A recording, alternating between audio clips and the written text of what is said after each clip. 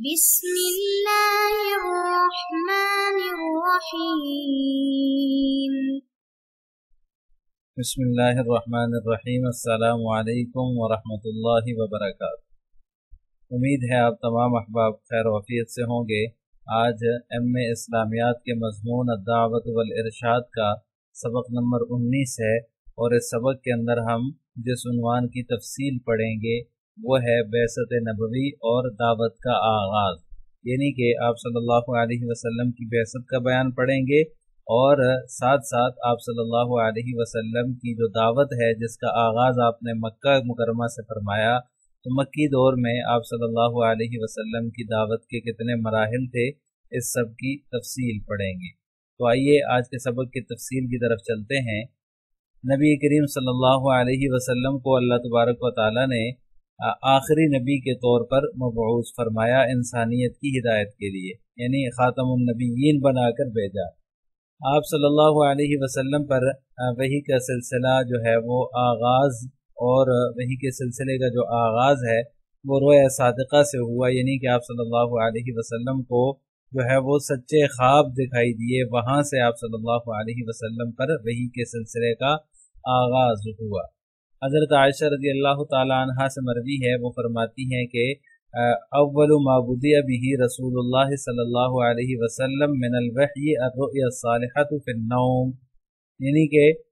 وحی کی ابتدا نبی کریم صلی اللہ علیہ وسلم پر جو ہوئی وہ سچے خواب تھے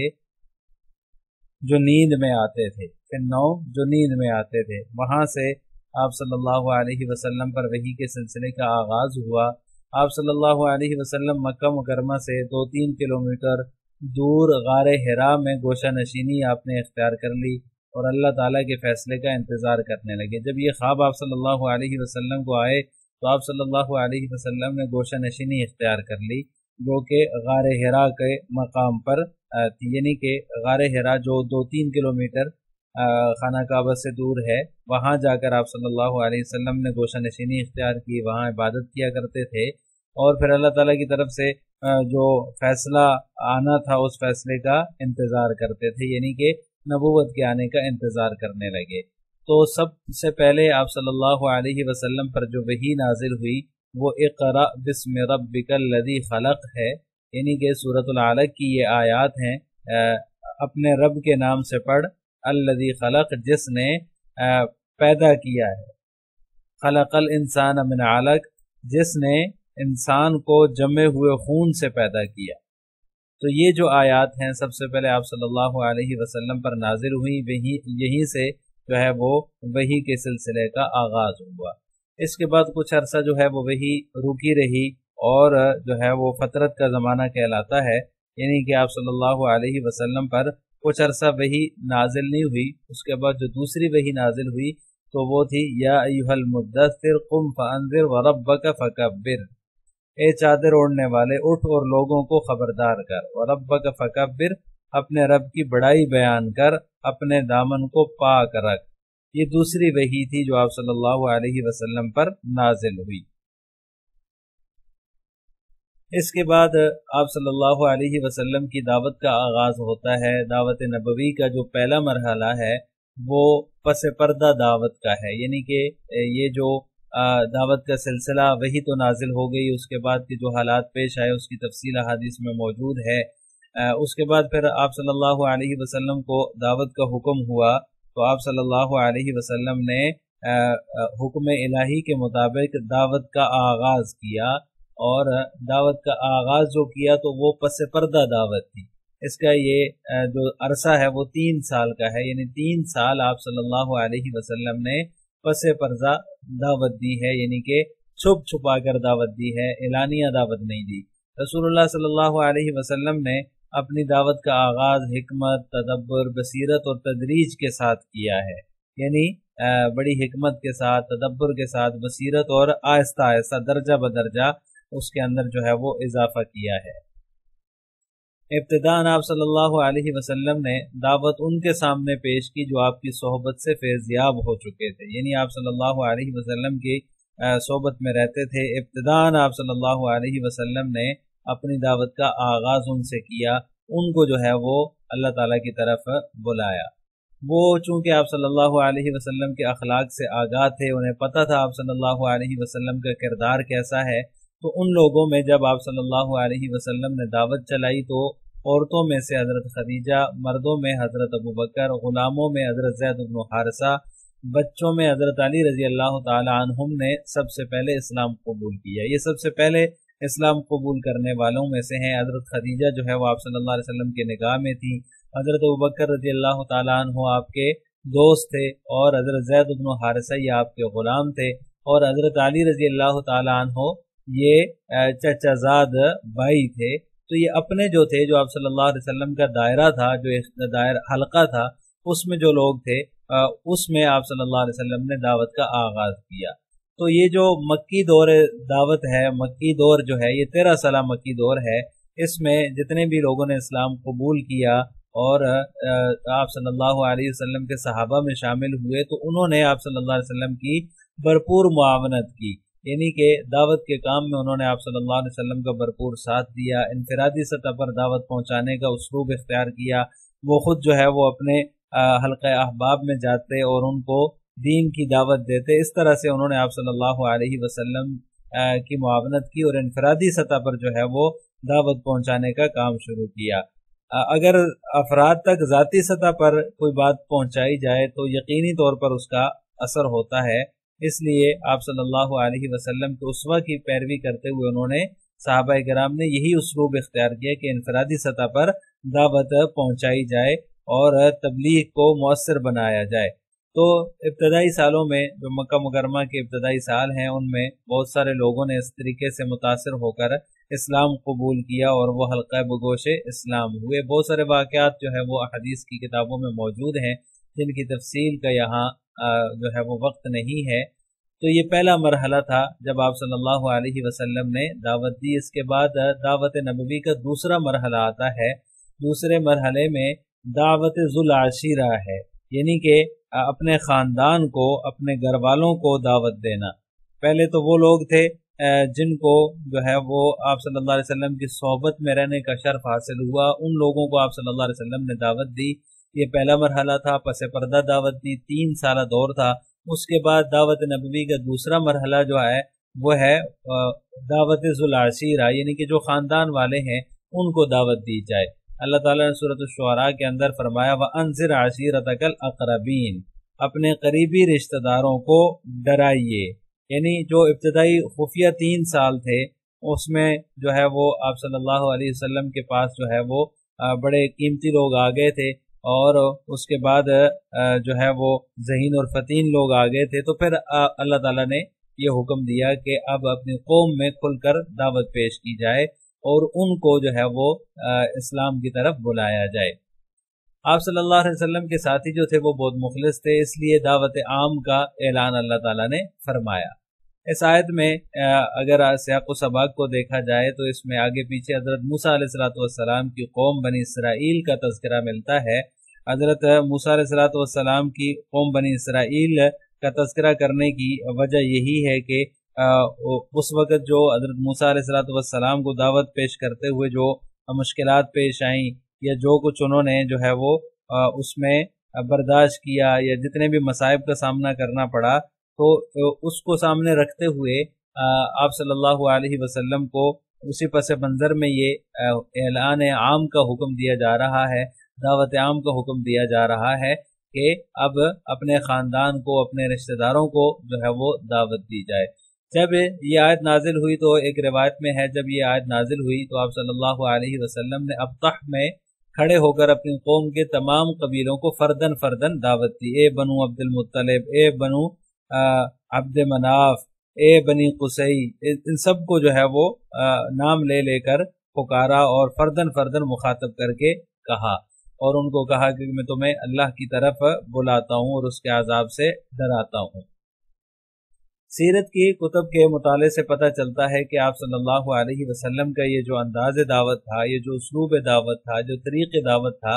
اس سے پتہ چلتا ہے کہ آپ صلی اللہ علیہ وسلم بڑے عمیق منصوبہ ساز تھے کہ قریش کے شرور سے بھی بچے رہے اور پر حکمت انداز میں دعوت بھی ان تک پہنچا دی۔ یعنی یہ جو طریقہ آپ نے اختیار کیا، اس طریقے کے بارے میں اگر اس کی ساری تفصیلات سیرت کی کتابوں سے دیکھی جائیں تو آپ صلی اللہ علیہ وسلم کے ایک بہترین منصوبہ ساز ہونے کا پتہ چلتا ہے۔ اسی طرح دعوت نبوی کا جو تیسرا مرحلہ ہے وہ اعلانیہ دعوت ہے، یعنی کہ آپ صلی اللہ علیہ وسلم نے ابتداً 3 سالہ جو ہے وہ خفیہ دعوت دی، پھر اپنے رشتہ داروں میں، اپنے خاندان میں دعوت چلائی، اور پھر اس کے بعد تیسرا مرحلہ جو آتا ہے وہ اعلانیہ دعوت کا ہے، جب خفیہ دعوت کے نتیجے میں اور اسی طرح اپنے خاندان میں دعوت چلانے سے جو ہے وہ قیمتی اور مخلص لوگ آپ صلی اللہ علیہ وسلم کو میسر آ گئے، تو آپ صلی اللہ علیہ وسلم نے پھر کوہ صفا پر چڑھ کر اعلانیہ دعوت کا آغاز کیا اور آواز لگائی یا صباحا۔ یہ آواز سن کر عرب کے جتنے قبائل تھے وہ سب جمع ہو گئے، اور پھر آپ صلی اللہ علیہ وسلم نے انہیں دعوت دی، تو اللہ کی توحید کی طرف بلایا اور اپنی رسالت کی دعوت پیش کی۔ ابو طالب کی حمایت کا یقین بھی ہو چکا تھا، یعنی جب آپ صلی اللہ علیہ وسلم نے اعلانیہ دعوت کا آغاز کیا تو اس وقت آپ کے جو چچا تھے ابو طالب جنہوں نے آپ کی کفالت کی تھی، ان کی حمایت کا بھی یقین ہو چکا تھا، تو اس وجہ سے پھر اعلانیہ دعوت کا آغاز آپ صلی اللہ علیہ وسلم نے فرمایا۔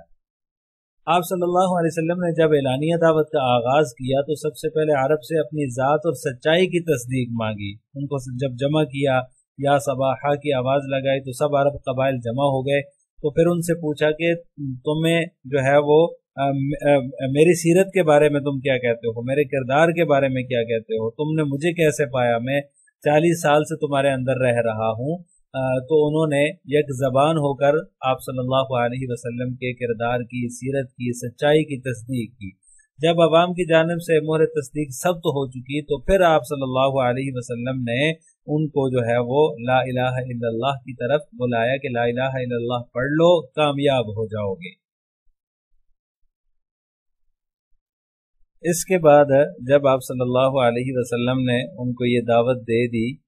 یعنی اعلانیہ دعوت کا جو ہے وہ آغاز کر لیا، تو پھر اللہ تعالیٰ نے یہ حکم نازل کیا فاصدع بما تؤمر واعرض عن المشرکین۔ آپ کو جو حکم ملا ہے اسے کھول کر بیان کیجیے اور مشرکین سے اعراض کیجیے، یعنی آپ صلی اللہ علیہ وسلم نے پھر اس کے بعد جو ہے وہ ان کے جو قریش مکہ کے جو بت تھے ان کی حقیقت بیان کرنا شروع کی، ان کی برائی بیان کرنا شروع کی، ان کے خرافات کا جو ہے وہ اس کو واضح کیا۔ تو پھر قریش مکہ نے جو ہے وہ بڑے مظالم ڈھائے، آپ صلی اللہ علیہ وسلم کے جو ساتھی تھے ان کے اوپر بہت ہی ظلم ڈھائے۔